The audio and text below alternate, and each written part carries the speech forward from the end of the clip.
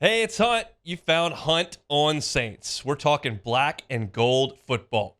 Do us a favor. Hit the like button, share your comments below, and hit that subscription button so you can get all of our content. Enjoy.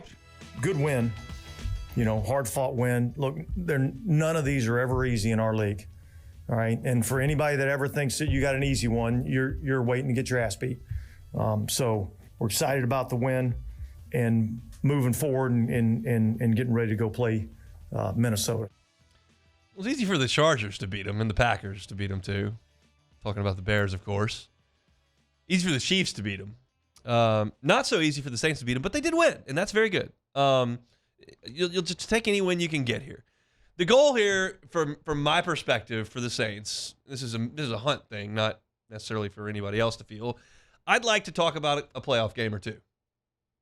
And that doesn't mean you've got to be as good as the Chiefs or the Bengals or the Ravens. It doesn't mean you've got to be as good as the Eagles or the Cowboys. It means you got to be better than the South. And right now, the Saints are better than the South.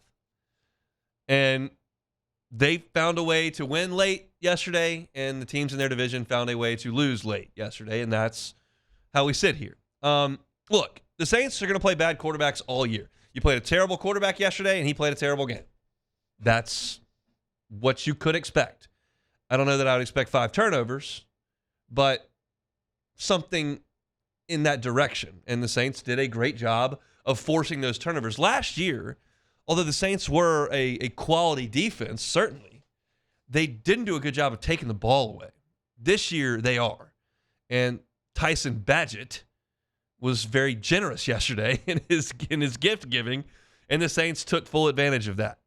Which I enjoyed. I liked the Saints' red zone efficiency yesterday. I thought Derek Carr looked decisive and accurate in his throws to Olave and to Taysom down there in the red zone. I thought that they used Taysom Hill very well in the red zone, and he's become a real focal point of their offense, which I think is a very, very good thing. It's unconventional. It's not the prettiest thing in the world, but it's effective. And so you've got to keep going back to that, and I thought that the Saints did a good job of that. I did not like the 4th and 1 QB sneak from the 17-yard line with just under 8 minutes to go. Look, you're playing Tyson Badgett. Take the 2-score lead. You don't need to force the issue there. Are the odds that you're going to get a yard on the sneak good? Yeah, they are. You're usually going to get that. So statistically, it's probably the correct play. I just didn't like it. You've got a good defense. You've got a shaky quarterback on the other side who's throwing the ball to the other team a lot. Take the 2-score lead. Don't force the issue. If you're playing Mahomes or Burrow, okay, we may need to go get a touchdown here. You're playing Badgett. Take the points. Now, if you want to push back and say those aren't guaranteed points from the 17-yard line, I'm not going to fight you on that one either. Blake Grupe's a problem. Blake Grupe is a problem. 18 of 23 on the year, 3 misses under 50. It's not the worst thing I've ever seen, but I expect NFL kickers to be just about automatic, and he's not. Got some help from Santos yesterday. Appreciate that. A little doink, but you repaid the favor later in the game.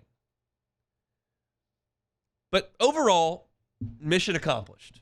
You're just trying to get to 9 or 10 wins.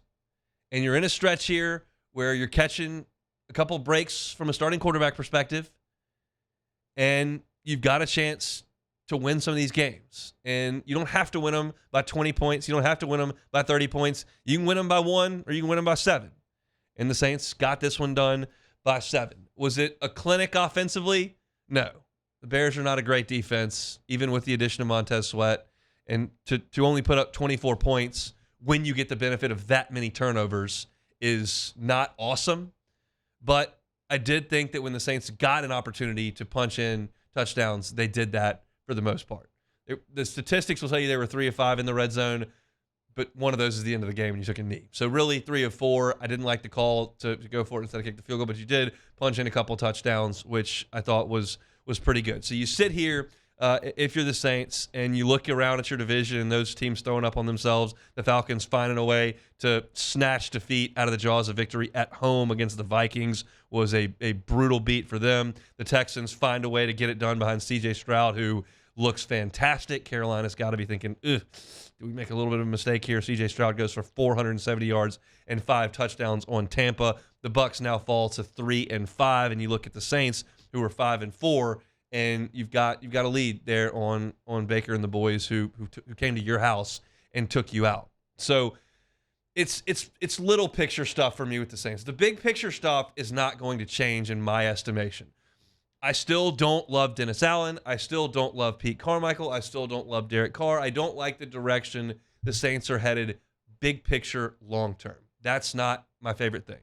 But in the small term, in the short term here, you got to beat the Bears. You got to beat the Vikings.